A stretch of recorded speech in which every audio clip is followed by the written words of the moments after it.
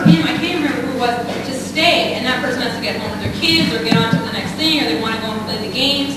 And I've seen that a lot of leaders are just disrespectful of people's time. And when something is supposed to end at 3:45, it should end at or very close to 3:45. And you should bring things to a close, even if there's a good discussion going. It's time to wrap that up and ask those people to continue their great discussion at the next place, at the dinner table or wherever, and release people to go. So that's my main reason. But some of these are good, and you'll see that they come up again. Let's move on to tasks.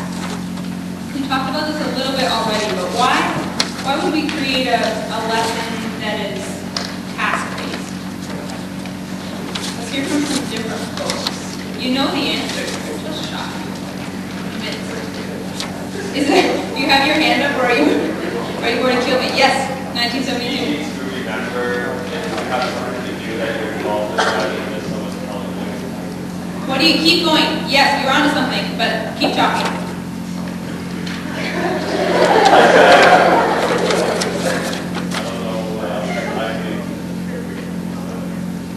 Okay, say it again. I just want to it's easier to remember things that you have to be involved with, like things that you have to say, act out, or discuss, rather than just having one person speak to you kind of okay. like a lecture. Got it. So you're involved, you're experiencing things like we talked about before. Yep. Yes. Yep. Yeah, and this is important because as we go and as you guys start to practice these, I'm going to encourage you to bring in as much variety as possible and to think about all 5 senses. Are there things that you can bring in that students can smell, can taste, or the other 3 can see, can hear, and can touch? You might want to bring in a piece of music or something from your childhood or whatever, and I'm going to encourage you to be more creative than what's on the page. What else about tasks? Yes? Yeah? How does it keep people interested? Okay? Yeah. So, I'll say you're moving, you're interested. Now we're going to spend, when we finish this overhead part, we're going to spend the rest of the time practicing the tasks. So I think you'll get a chance to get deeper into those, so I'll move on. Well, what's the lead-in for? This one's really simple.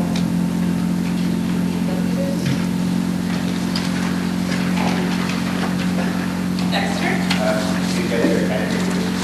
To get your attention, yeah. What are some other ways of saying that? Or icebreaker? Yeah, and I would think of that not so much as a social icebreaker, like let's get to know each other, but as a brain icebreaker, what I always say of this is warming up your brain and introducing the ideas. That's as simple as that. Materials needed. This one seems simple, but it's not. Yes, white sweater. Yeah?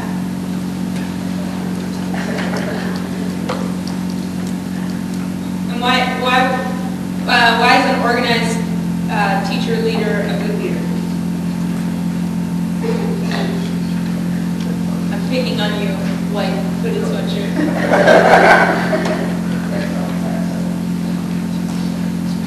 How do you translate?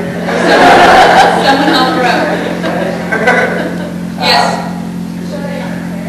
Yeah? How does that help the students? Remember, we're all about the students now. Yes? Yeah? Yeah? Okay, so it's efficient. Do you remember a word I keep saying over and over and over again? It starts with an M.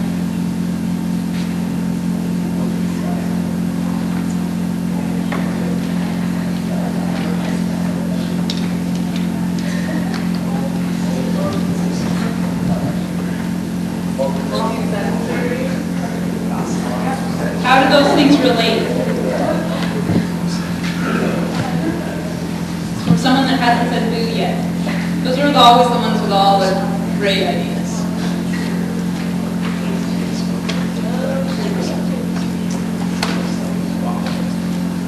How about black sweater, white stripes? How is, and your partner, group can help you out. How is multi-sensory, do you guys know what that word means? Many sensory senses. How does that relate to listing the materials that you're going to bring? If you forget to bring any materials, or if you don't plan to bring any materials, what's going to happen? Nothing's going to happen.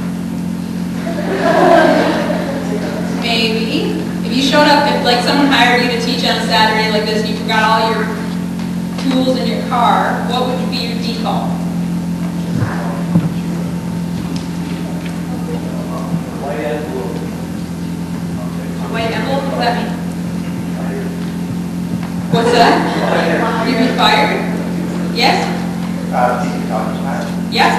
So, if you, this is so simple, but if you come prepared with materials, yeah, say what you were going to say.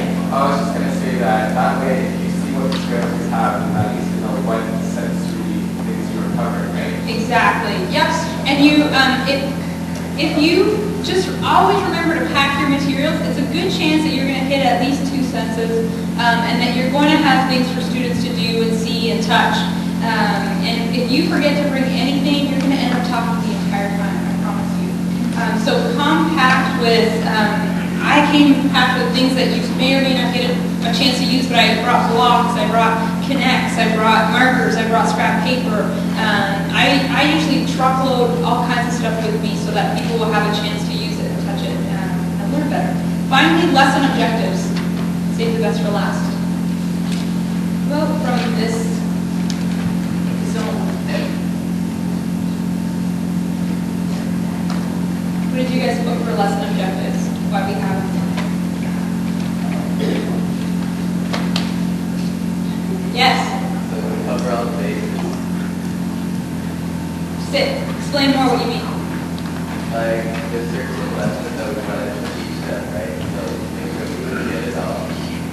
Okay, so like to make sure that you get all the points? Yeah, so that we like have a basis to build on. Hello. Not sure if I understand what you mean. And maybe I just don't hear you well. Say it again, one more time in a different way. I would say like it's a good summary, so we can also build from it. Okay. Got it? Okay, so it's a starting Okay, blue scarf.